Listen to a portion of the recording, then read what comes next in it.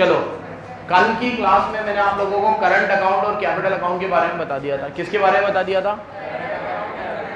Current account के बारे में मैंने तुम लोगों को बताया कि इसमें तीन चीजें आती है, विजिबल ट्रेड, इनविजिबल ट्रेड और ट्रांसफर पेमेंट। क्या क्या आती है? विजिबल ट्रेड, इनविजिबल ट्रेड और ट्रांसफर। और कैपिटल अकाउंट के अंदर आता है banking, foreign investment, loan and advances और banking capital transaction. Foreign investment में फिर दो आते हैं, एफडीआई और पोर्टफोलियो। क्या क्या आता है? एफडीआई और पोर्टफोलियो। और लोन एंड एडवांसेस में फिर दो आते हैं, कमर्शियल बोरोइंग और एक्सटर्नल असिस्टेंस। बैंकिंग कैपिटल में कुछ भी, एक बार जल्दी से देख लो, अगर मैंने बाहर से कोई भी गुड्स खरीदा है, बेचा है, तो विजिबल ट्रेड में आएगा। बाहर से कोई भी सर्विसेज ली है, दी है, तो इनविजिबल में। बाहर से कोई भी गिफ्ट मिला है, डोनेशन मिला है, तो ट्रांसफर पेमेंट। बाहर अगर मैंने कोई भी इन्वेस्टमेंट करी है लैंड बिल्डिंग वगैरह में, या बाहर वालों ने यहाँ आकर इन्वेस्टमेंट करी है, तो ऐसी इन्वेस्टमेंट है जिस पे कंट्रोल भी मेरा हो गया, तो एफडीआई। और ऐसी इन्वेस्टमेंट है जिस पे 100% कंट्रोल मेरा नहीं है, तो पोर्टफोलियो। ठीक है। फिर अगर मैंने बाहर इन्वेस्टमेंट करी है, सॉरी इन्वेस्टमेंट तो हो गया पूरा। फिर अगर मैंने बाहर से कोई लोन लिया है या दिया है, तो कोई भी लोन अगर मैंने कोई भी लोन लिया है या दिया है और मार्केट रेट पे दिया है, तो वो कमर्शियल बोरोइंग में आएगा। किस में आएगा? और कोई भी लोन मैंने लिया है या दिया है और वो कंसेशनल रेट पे लिया है, तो वो एक्सटर्नल असिस्टेंस में आएगा। किस में आएगा? ये सब बातें हम लोगों ने लास्ट क्लास में कर ली। ठीक है। नेक्स्ट आते हैं, लोन हो गया, बैंक हो गया। अब करंट अकाउंट और कैपिटल अकाउंट में डिफरेंस भी कल पढ़ा दिया था। अब देखो अगली चीज दे रखी होगी, बैलेंस ऑफ ट्रेड। क्या दे रखी है?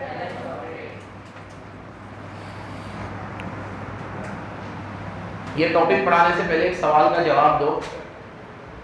जितने भी करंट अकाउंट और कैपिटल अकाउंट में मैंने तुम्हें ट्रांजैक्शन पढ़ाए ना, भारत सबसे ज्यादा ट्रांजैक्शन किस चीज में करता होगा? Import export. करंट अकाउंट में सबसे ज्यादा ट्रांजैक्शन किस में होते होंगे? क्योंकि कैपिटल अकाउंट में तो एसेट खरीदना बेचना वो इतना ज्यादा तो होता नहीं होगा, और लोन भी इतना ज्यादा तो होगा, रोज ही लोन ले रहे हैं ऐसा तो होता नहीं होगा। तो आपने सही कहा, सबसे ज्यादा ट्रांजैक्शन किस में होते होंगे? अच्छा, अब मैं करंट में भी पूछूं कि सबसे ज्यादा करंट में भी कौन से वाले होते होंगे? विजिबल सबसे ज्यादा होते हैं, क्योंकि गुड्स से बढ़ के कुछ नहीं होता। सर्विस सेक्टर कितना भी आगे बढ़ जाए, लेकिन वो गुड्स को कभी पीछे, है ना। अभी आप लोगों से मैं पूछूं, आपके पिताजी किस ट्रेड में है, तो बताओ कौन कौन गुड्स में ट्रेडिंग करता है? 1 2 3 4 5 6 7 8 9 10 11 12 13 14 15 16 17। ठीक है। अब कितने बच्चे के पिताजी सर्विस में हैं? जॉब नहीं बोल रहा मैं, किसी को सर्विस देते हैं, सर्विस सेक्टर में है, खुद का 1 और 2 मात्र। अब कितने? 3 4। और कितने लोग सर्विस में ही हैं, जॉब कर रहे हैं, जिसके पिताजी जॉब में हो? 1 2। गवर्नमेंट में हो या प्राइवेट में हो? 1 2 3। गुड्स ही आए। ऐसा कभी भी करोगे तुम लोग तो गुड्स ही सबसे ऊपर आएगा। ठीक है, कभी भी। तो गुड्स कभी पीछे नहीं कर सकता किसी भी चीज को। अरे गुड्स को कोई भी पीछे। तो हम लोगों ने क्या करा कि पूरा बैलेंस ऑफ पेमेंट तो हम बनाते ही बनाते हैं, ये तो पूरा बनाते हैं। इसके साथ हम एक चीज और बनाते हैं, बैलेंस ऑफ ट्रेड। और इसमें हम लेते हैं import and export of goods. क्या लेते हैं? क्योंकि हम गुड्स को थोड़ा अलग से हाईलाइट करके बनाते हैं, तो उसको बैलेंस ऑफ ट्रेड बोलते हैं। तो balance of trade means the statement which record import and export of physical goods. बोलो, वापस बोलो। तो वो स्टेटमेंट जो क्या रिकॉर्ड करता है? Import and export of physical goods. ये सिर्फ गुड्स को रिकॉर्ड करता है। और ये बैलेंस ऑफ ट्रेड जो होता है, ये फिर 2 तरीके का होता है। एक होता है फेवरेबल और एक होता है अनफेवरेबल। ठीक है, नाम से ही पता चल गया होगा फेवरेबल क्या है और अनफेवरेबल क्या है। जब एक्सपोर्ट ज्यादा होगा इंपोर्ट से तो क्या होगा? फेवरेबल। और जब इंपोर्ट ज्यादा होगा एक्सपोर्ट से तो क्या होगा? जब एक्सपोर्ट ज्यादा होगा तो फेवरेबल, और जब इंपोर्ट ज्यादा होगा तो अनफेवरेबल। तो when export is more than import, favourable balance of trade, and when import is more than export, unfavourable. ठीक है, तो देखो balance of trade is a systematic record of all visible import and visible export in a given year. It is of two types, when export is more than import it is called surplus और favourable, और when import is more than export it is called unfavourable और deficit. अब इतने बच्चों जैसा topic ये तो हो गया। अब अगर मैं आपको बीओपी और बीओटी में डिफरेंस पूछूं तो कि तुम दो तो ऐसे ही बता दोगे। बैलेंस ऑफ पेमेंट में दो साइड होती है, करंट अकाउंट और इसमें सिर्फ एक ही होती है करंट अकाउंट, और करंट अकाउंट में भी सिर्फ क्या, ट्रेड। तो ये तो asset, liability, export, import, goods, service सब रिकॉर्ड करता है क्या, बैलेंस ऑफ पेमेंट। लेकिन बैलेंस ऑफ ट्रेड सिर्फ क्या रिकॉर्ड करता है, गुड्स। बैलेंस ऑफ पेमेंट एक वाइडर कंसेप्ट है, वाइडर है, और बैलेंस ऑफ ट्रेड एक नैरो है, क्योंकि ये सिर्फ किसको रिकॉर्ड कर रहा है, गुड्स को, और ये सबको ही रिकॉर्ड कर रहा है। तो ये वाइडर है और ये नैरो। देखो, it record transaction relating to goods service, it record goods, it does not record capital transaction, it record a capital transaction, it is a wider and it is a narrow। 3 number में आता है, इसलिए मैंने किसी भी difference में 3 से ज्यादा पॉइंट नहीं दिए, 2 3 से ज्यादा कोई भी डिफरेंस नहीं आता। अच्छा, अगर 4 नंबर में आ जाए एक और डिफरेंस लिखना हो तो क्या लिख सकते हो इसमें, सोचो, क्योंकि ये क्या पॉइंट के हिसाब से चलते हैं।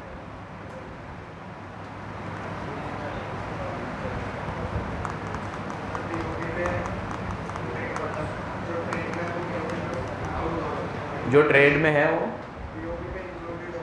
मतलब ऐसा लिख सकते हैं कि in BOP balance of trade is also included, मतलब बीओपी में balance of trade already include है, ये कह रहा है। तो अब फिर बैलेंस ऑफ ट्रेड में क्या लिखेगा,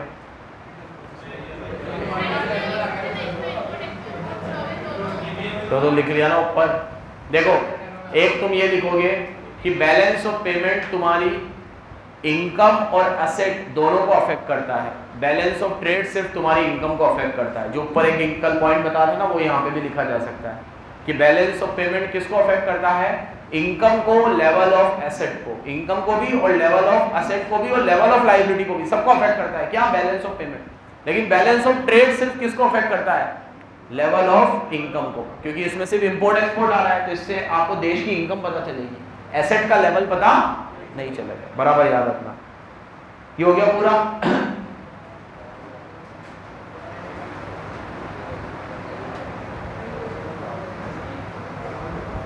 अब एक टॉपिक दे रखा है मैंने तुम्हें, डेफिसिट इन करंट अकाउंट। क्या दे रखा है, एक्चुअली मैं तुम्हें एक टॉपिक ये पढ़ाऊंगा, इधर देखो कि बीओपी में डिसइक्विलिब्रियम क्यों आता है। सुनो, बीओपी में मतलब हमेशा हमारी पेमेंट्स ही ज्यादा होती है और रिसिप्ट ही कम होती है, तो ऐसा क्यों होता है। तो एक टॉपिक में तुम्हें रीजंस पढ़ाऊंगा कि ऐसा क्यों होता है, रीजंस फॉर डिसइक्विलिब्रियम, कि डिसइक्विलिब्रियम के रीजन क्या है। बराबर सुन लेना। आज मैं तुम्हें ये नहीं पढ़ा रहा हूँ, मैं तुम्हें ये पढ़ा रहा हूँ कि अगर करंट अकाउंट में डेफिसिट आ गया, तो करंट अकाउंट में डेफिसिट आने का क्या मतलब है कि आपका पेमेंट साइड ज्यादा है किससे। तो इस टॉपिक में मैंने तुम्हें पढ़ाया है कि अगर करंट अकाउंट में डेफिसिट आया है तो व्हाट डज इट मीन या व्हाट डज इट इंप्लाई। अगर ये डेफिसिट आया है तो अब क्या करना पड़ेगा,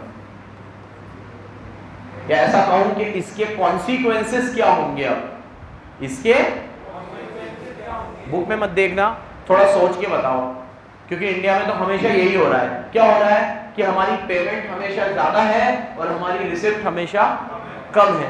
हमेशा यही हो रहा है कि हमारे इंपोर्ट तो बढ़ते जा रहे हैं और हमारे एक्सपोर्ट कम होते जा रहे हैं। सामने देखो, तो बार बार में हमारे इंपोर्ट ज्यादा है, एक्सपोर्ट कम है, इंपोर्ट ज्यादा है, एक्सपोर्ट कम है। पेमेंट्स की हमारी प्रॉब्लम रही है।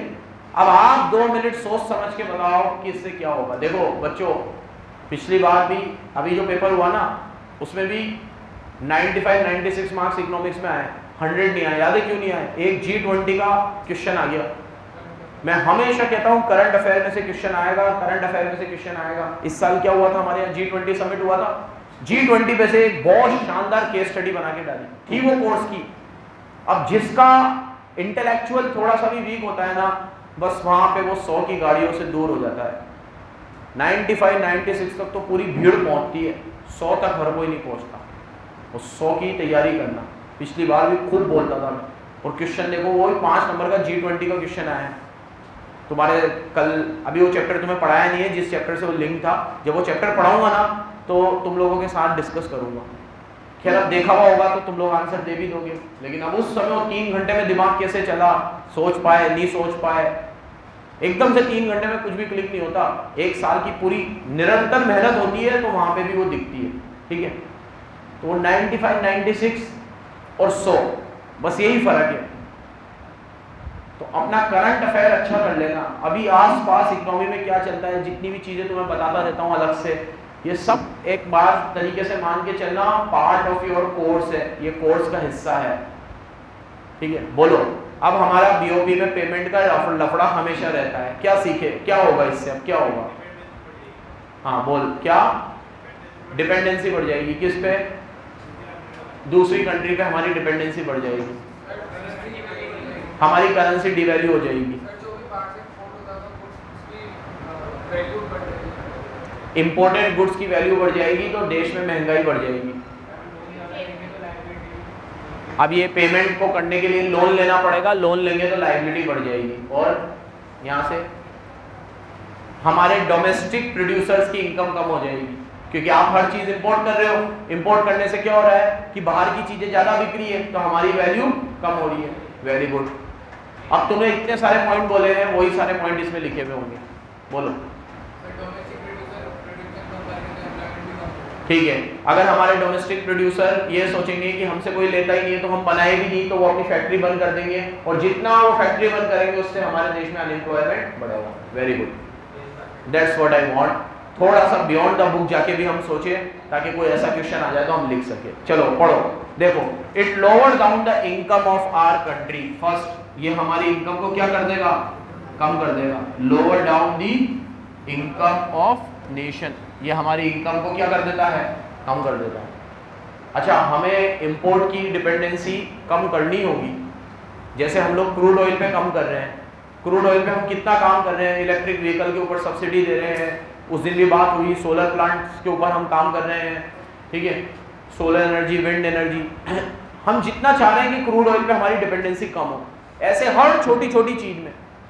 ठीक है, एक मैं पार्लियामेंट में नितिन गडकरी का एक लेक्चर सुन रहा था, उसमें उन्होंने कहा कि इतनी अच्छी बात बोली उन्होंने कि सर, मैं अभी वो रोड और रेलवेज डिपार्टमेंट के हेड है, ठीक है, उनकी मिनिस्ट्री है। उन्होंने कहा कि मैं उनको कोई टेक्सटाइल या किसी फील्ड में उन्होंने काम किया होगा, तो उसके अंदर मैंने देखा कि वो आइसक्रीम खाने की जो चम्मच आती है ना, चम्मच, वो प्लास्टिक की जरा जरा सी चम्मच, कि हम वो भी इंपोर्ट कर रहे थे। तो मेरे को इतना गुस्सा आया कि ये चम्मच भी हम नहीं बना सकते क्या? ये चम्मच, ये भी चाइना से आ रही थी। घड़ी बताई उन्होंने कि घड़ी का जो ये बेल्ट है, ये भी हम इंपोर्ट कर रहे हैं, ये हम नहीं बना सकते। तो इतना ज्यादा हमारा इंपोर्ट का लेवल बढ़ गया है, तो हमारे देश के लोगों की इनकम भी कम हो रही है। ठीक है, एक अंकल आए हमारे यहाँ कुछ साल पहले, उनकी डॉटर हमारे यहाँ पढ़ती थी, उनका मूर्तियों का काम था, मूर्तियों का, मूर्ति बनाते थे वो। तो उनकी लड़की कुछ 3-4 साल से हमारे यहाँ पढ़ रही थी, और वो उस दिन हमसे कुछ फीस के डिस्कशन के लिए आए। तो उन्होंने बात बात में हमसे कही कि सर, मेरा काम अब पहले जैसा नहीं रहा, मेरी हालत बहुत ख़राब हो गई है। तो मैंने उनको देखा हुआ था अंकल को, तो मैंने कहा सर, आप तो मेरे को हमेशा ऐसे अच्छे फाइनेंशियली साउंड ही दिखे हो, एकदम से क्या हो गया? तो उन्होंने कहा कि सर, मैं क्या, ये मूर्तियों का काम था मेरा, अब ये सारी मूर्तियाँ चाइना से इंपोर्ट होके आती है, तो मेरा काम इतना ठप हो गया है कि अब इंडिया में बनती नहीं है। हम लोग बनाते थे, एक टाइम पे इतनी बिकती थी, और अब इतना कम हो गया है। सो मतलब आई वॉज शॉक्ड कि पूरे वर्ल्ड में मूर्ति पूजा सबसे ज़्यादा कहाँ होती होगी? चाइना का तो कोई लेना देना ही नहीं है इससे, है ना? इंडिया में ही सबसे ज़्यादा होती होगी ना, हिंदू पॉपुलेशन सबसे ज़्यादा इंडिया में है, तो इंडिया में ही मूर्ति पूजा होती होगी। अब ये चीज़ भी वो बना रहे हैं यार, तुम देखो, मतलब इनका लेवल तो देखो कहाँ पहुँच गए ये लोग। ठीक है, क्या लेना देना इनको मूर्ति से, क्या लेना देना? आधी संख्या तो वहाँ की नास्तिक है, भगवान भी नहीं मानते वो लोग तो। लेकिन when the matter is about business, Jignesh is Jignesh. ठीक है, जब बिजनेस आएगा तो हम उस चीज में भी आ जाएंगे जिसमें हम मानते भी नहीं है। ठीक है, देखो किस किस फील्ड में चाइना आ गया है, ऐसे तो कितने एग्जाम्पल है। तो इससे वो जो अंकल ने मुझे बताया, ऐसे कितने अंकल होंगे जो वो मूर्तियां बनाते होंगे और देखते ही देखते वो एकदम से बेरोजगार हो गए, क्योंकि ये सारी चीजें कहाँ से इंपोर्ट होके आने लग गई। तो जितना इंपोर्ट बढ़ेगा हमारे देश के लोगों का लेवल ऑफ इनकम कम होगा। सेकेंड, फॉरेनर्स को पेमेंट की प्रॉब्लम बढ़ेगी। किसकी प्रॉब्लम बढ़ेगी? पेमेंट टू फॉरेनर्स, क्योंकि अगर हम इंपोर्ट करेंगे तो पेमेंट डॉलर में करनी है और डॉलर हमारे पास है नहीं, तो वो पेमेंट करने के लिए हमें फिर अल्टीमेटली लोन लेना पड़ेगा। तो अगला पॉइंट वही है, it increase the external foreign borrowing. इससे क्या बढ़ेगा? एक्सटर्नल बोरोइंग्स बढ़ेगी। क्या बढ़ेगी? हम लोगों को वर्ल्ड बैंक से, IMF से, सबसे क्या लेना पड़ेगा? लोन। तो इसमें तो मैंने 3 ही लिखे, और भी लिख सकती हूँ। जो सारे पॉइंट आपने बोले सारे सही थे। इससे हमारी डोमेस्टिक इंडस्ट्री डिस्ट्रॉय हो जाएगी। क्या हो जाएगी? डोमेस्टिक इंडस्ट्री, और उससे देश में अनएम्प्लॉयमेंट बढ़ेगा। क्या बढ़ेगा? और एक और बहुत बढ़िया पॉइंट बोला था तुमने, क्या बोला था? करेंसी का वैल्यू डाउन हो जाएगा, हो ही गया है अभी।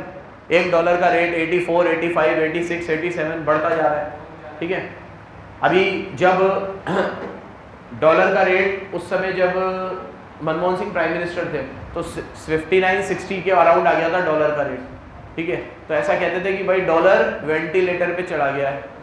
ठीक है, मतलब जब अभी बीजेपी वाले जब उस समय अपोजिशन में थे तो कहते थे भाई डॉलर वेंटिलेटर पे चला गया है, और उन्होंने भाई मनमोहन सिंह का पुतला जला दिया, पूरे ले लुआ के पुतले जलाते थे। तब भी मैं पढ़ाता था तो तब ये बोलता था कि इसमें गवर्नमेंट का कोई ज़्यादा रोल होता नहीं है। आज फिर डॉलर 89 पे पहुंच गया है, तो अब कांग्रेस अपोजिशन में तो वो इनको बोलते हैं कि भाई देखो तुम्हारे टाइम पे भी डॉलर की क्या हालत हो गई। तब भी मैं यही बोलता हूँ कि इसमें गवर्नमेंट का कोई लेना देना ही नहीं। ये तो खैर पॉलिटिक्स है, जो रूलिंग पार्टी होगी और जो अपोजिशन पार्टी होगी वो एक दूसरे पे छीटाकशी करेंगे। बट ये जो डॉलर का रेट एकदम से गिरता है ना, या जो भी हो रहा है, ये आपके और मेरी वजह से होता है। इसमें सरकार का कोई बहुत ज़्यादा कंट्रोल नहीं होता। हाँ, थोड़ी एक्सटर्नल पॉलिसीज अफेक्ट करती है, बट इसमें हमारे और आपके टेस्ट और प्रेफरेंस से ज़्यादा फर्क पड़ता है। आज मैं ये सोच लूँ कि मेरे को इंपोर्टेड गुड्स यूज़ ही नहीं करने हैं, मैं तो पहले पीछे देखूंगा कि इस पर क्या लिखा हुआ है, फिर मैं इसको यूज़ करूंगा। इतना लिटरेसी का लेवल हमारा बढ़ जाएगा तो अपने आप इंपोर्टेड गुड्स कम हो जाएंगे, और कम होंगे तो डॉलर का वैल्यू अपने आप कम हो जाएगा। तो इसमें ज़्यादातर रोल किसका होता है? लोगों का होता है। अभी